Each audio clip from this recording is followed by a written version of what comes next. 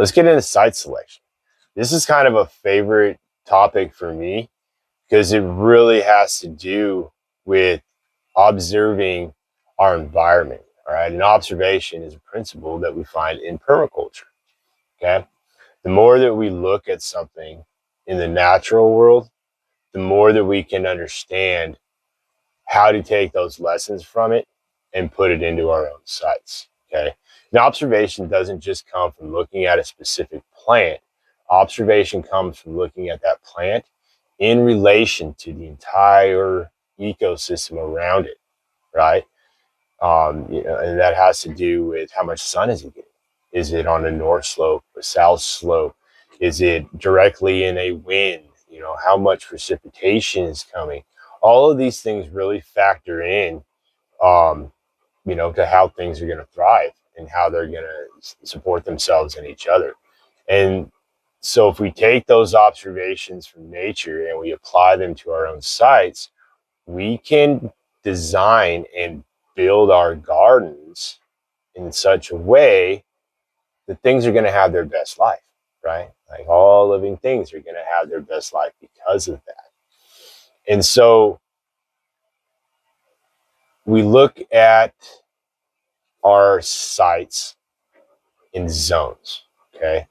Zone 1 being the area immediately around your most frequented spaces, right? This could be walking into your house or outside your house, immediately around the places and spaces on your property that you visit the most is going to be zone 1. And typically, this is the area that we're going to plant our kitchen gardens, right? Or our annual gardens, spaces that need constant care and that energy input. And with that, we need to take into consideration, what we're planting, how much sunlight those need, right? Because certain plants and fruits and vegetables and stuff need, full sun. Some of them need partial sun, whatever. And so when we start to understand this, we start to understand our sites, then we know where to plant, where to set up these gardens, right? Again, raised beds, in ground, whatever it may be, okay? And how that's going to benefit us, our energy input and their energy output the most, okay? For an example, at my site, as you walk out of the back door onto the back porch, the immediate part of the back porch, we have that kind of closed in a greenhouse sort of space to kind of help house plants during the winter, take them out. We do get our seeds started in there early on, and then we can move them out from there. From that, we go out to the bigger part of the porch where we have more things that are starting, our container garden, so to speak.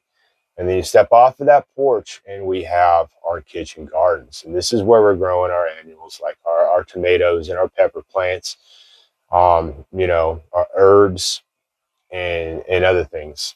Worm bins, as we pass by, we can throw food scraps in. So this is our most frequented area and where we spend most of our time at. And so that's where our kitchen garden is, right? We need herbs for something we're cooking. We need something to eat. We just go out right there. It doesn't take a lot of energy to get there. We can grab it, come back in, cook, put those scraps back into the worm bin or put them right back into the process, and it keeps going. Okay, that's all some stuff for later on. If you're not fully understanding site selection and where to put your stuff, it's going to build as we go through with these next lessons, and it'll all kind of come together at the end where it makes sense, and you'll be able to look at your sites a little differently and start to really understand, okay, this area over here is going to be great for these crops to grow in.